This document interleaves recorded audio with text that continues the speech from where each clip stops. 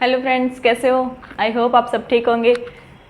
जैसे कि अपने लास्ट टॉपिक पढ़ लिए थे, आज अपना नया टॉपिक है। तो अपन देखते हैं नए टॉपिक के बारे में। अपना नया टॉपिक है atmospheric weather variables, atmospheric pressure, its variation with height. ठीक है ना। इसका मतलब ये होता है कि वायुमंडलीय मौसम स्तर पर, मतलब वायुमंडल का जो दाब होती है उसकी ऊंचाई के साथ साथ जो उस पर जो दाब लगता है उसके बारे में आज अपन बात करेंगे। ठीक है। और अपन इस टॉपिक के बारे में बात करेंगे। ये अपना शायद थर्ड टॉपिक है, पहले अपनी 2 क्लासें हो गई है। ठीक है ना। चलो अपन इसके बारे में अपन बात करते हैं। तो अपन सबसे पहले बात करेंगे एटमॉस्फेरिक प्रेशर, जो होता है ना जैसे वायुमंडलीय दाब, उसके बारे में बात करेंगे।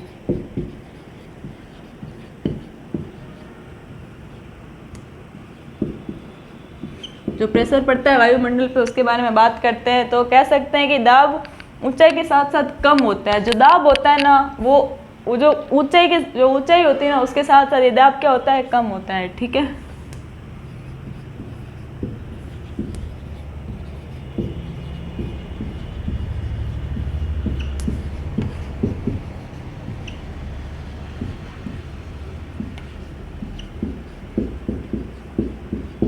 ठीक है। जो दाब होता है ये ऊंचाई के साथ क्या होता है, कम होता है। उसके बाद बात करते किसी निश्चित ऊंचाई पर दाब की यह कमी भूमितल से उस ऊंचाई तक इकाई क्षेत्रफल पर खड़े वस्तु की भार के बराबर होगी। जो मतलब किसी निश्चित ऊंचाई होती है ना, उसका जो दाब होता है उस भूमि पर जो निश्चित कुछ वस्तु होती है ना उसके बराबर होती है। ठीक है। उसके बाद अपन बात करते हैं इसी टॉपिक के बारे में। तो कह सकते हैं ये भार हवा के घनत्व भार पर निर्भर करता है। जो इसका जो भार होता है और जो हवा होती है उसका जो घनत्व होता है ना उसके भार पर निर्भर करता है। ठीक है। जैसे कि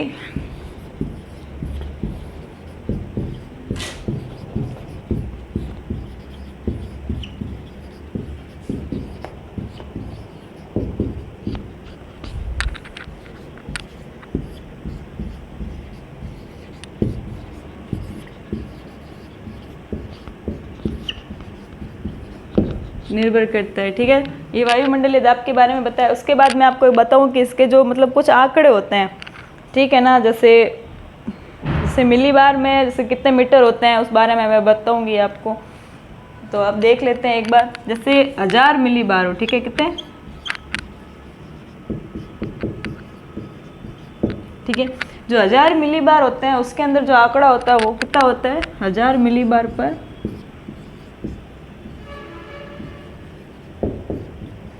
मीटर, 8.5 मीटर होता है। ठीक है। उसके बाद 1000 के बाद बात करें तो 1500 जो मिलीबार होते हैं उस पर कितना होता है,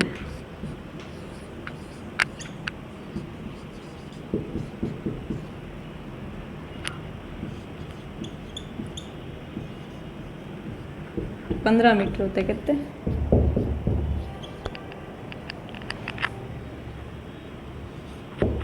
ठीक है। उसके बाद सबसे पहले 1000, उसके बाद 1500, उसके बाद अगर बात करते हैं तो 100 जो 100 मिलीबार होते हैं उसके अंदर कितने होते हैं। ठीक है।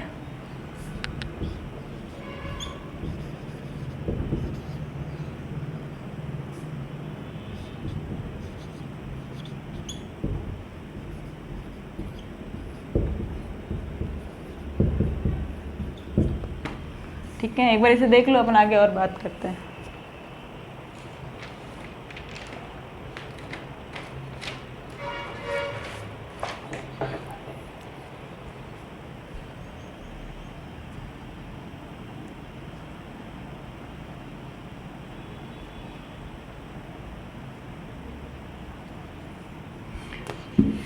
उसकी बात करते हैं प्रेशर ऑफ वाइब्रेशन, जो दाब का चलन होता है उसके बारे में अपन बात करेंगे।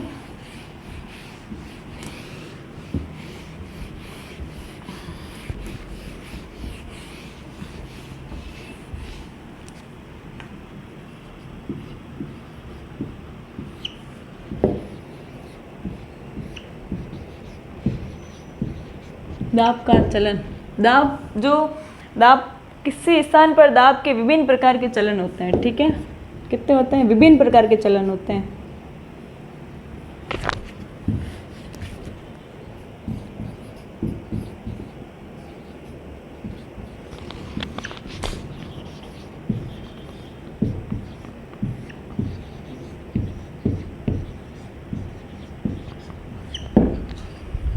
फर्स्ट नंबर पे अपन बात करते हैं तो कौन सा है, दैनिक चलन। मतलब आप कह सकते हो दैनिक चलन से आपको मतलब समझ सकते हो कि जैसे यह एक नियमित चलन होता है, ठीक है ना, और जो 24 घंटे में 2 बार उच्चतम प्रदर्शित करता है। स्थानीय समय के अनुसार सुबह 4 बजे और शाम 4 बजे निम्न होता है, और सुबह 10 बजे से लेकर रात्रि 10 बजे तक ये कैसा होता है, उच्चतम होता है, ठीक है ना। चलो तो दैनिक कैसा होता है, ये एक नियमित चलन होता है। सबसे पहले बात करते हैं अपन,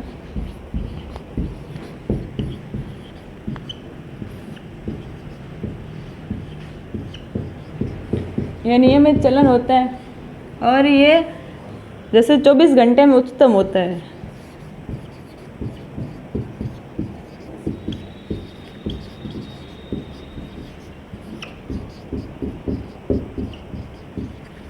ठीक है ना, ये जब 24 घंटे में कैसा होता है, उच्चतम होता है।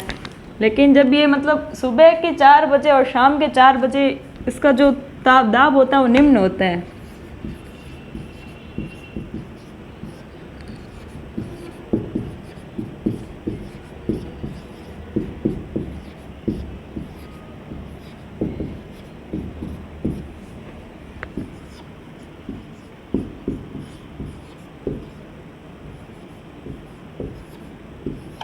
ये निम्नतम होता है, ठीक है ना। चलो एक बार इसको देख लो, अपन आगे और बात करते हैं।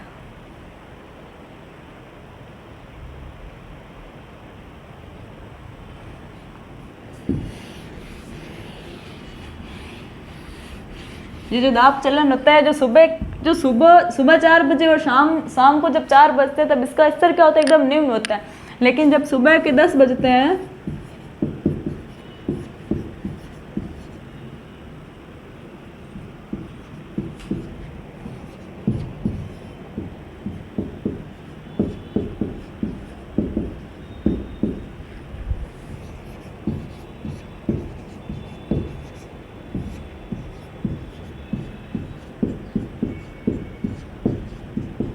ये उच्चतम होता है, ठीक है ना।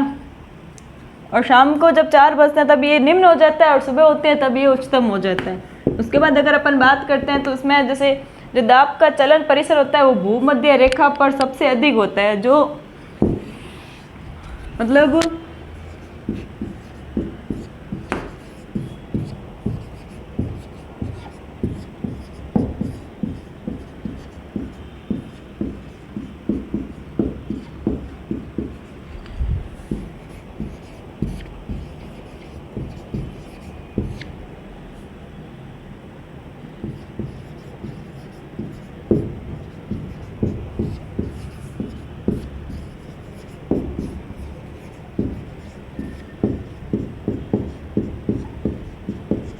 अधिक होता है, ठीक है।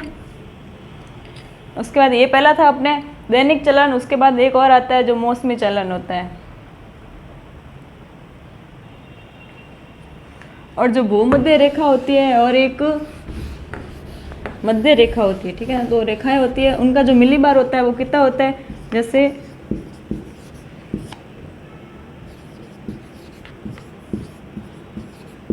भूमध्य रेखा और एक है मध्य रेखा।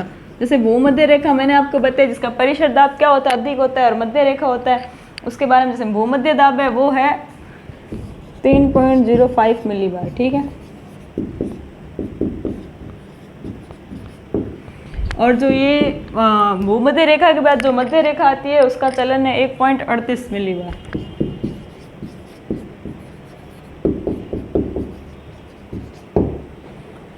ठीक है। उसके बाद अपन बात करेंगे मौसमी चलन की।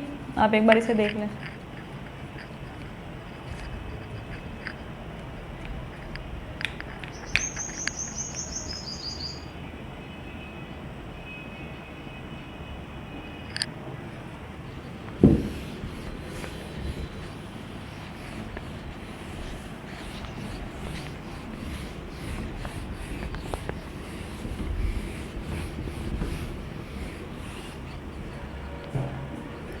कौन सा? उसके बाद अपन बात करते हैं मौसमी चलन। जैसा कि मौसमी चलन से क्लियर अपन को पता चल रहा है कि मौसम के अनुसार जो चीज़ चलती है, जो मौसम होता है, मौसम के अनुसार जो अपन को पता चलता है उसके बारे में मौसमी चलन के बारे में बात होती है। चलो अपन मौसमी चलन के बारे में अगर मैं कुछ बताना चाहूँ आपको, तो मैं आपको अपन ये कह सकते हैं कि ऋतुओं के अनुसार किसी स्थान पर दाब का परिवर्तन होना।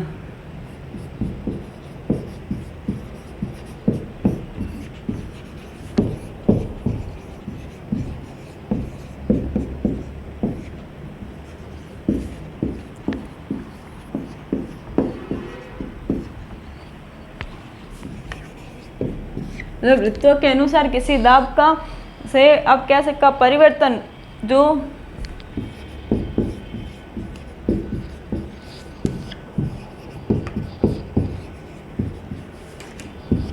मुख्य रूप से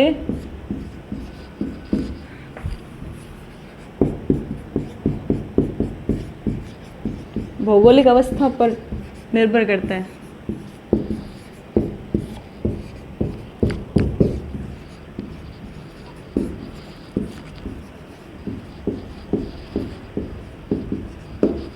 ठीक है, जो इसका मतलब ऋतुओं के अनुसार किसी दाब का जो परिवर्तन होता है ना, वो उसकी जो भौगोलिक अवस्था होती है ना उसके ऊपर निर्भर करता है। ठीक है, उसके बाद अपन बात करते हैं इसमें, तो जैसे कि किसी सूर्य की ऊष्मा विभिन्न सतहों से अलग अलग मात्रा में गर्म होती है।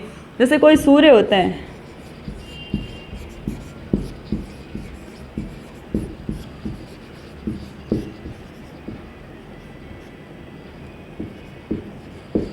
जो कोई सूर्य होता है ना, अगर उसकी जो ऊष्मा होती है, ऊष्मा विभिन्न सतह की अलग अलग मात्रा में गर्म होती है। ठीक है ना, उसकी जो ऊष्मा होती है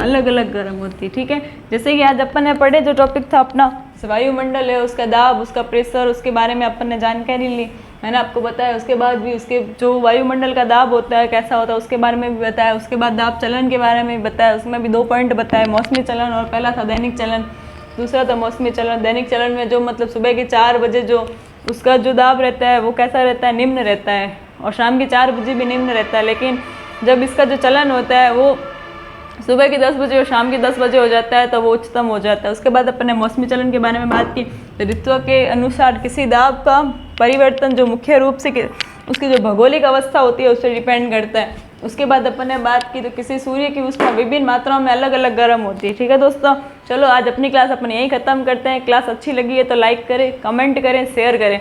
ठीक है, थैंक यू दोस्तों।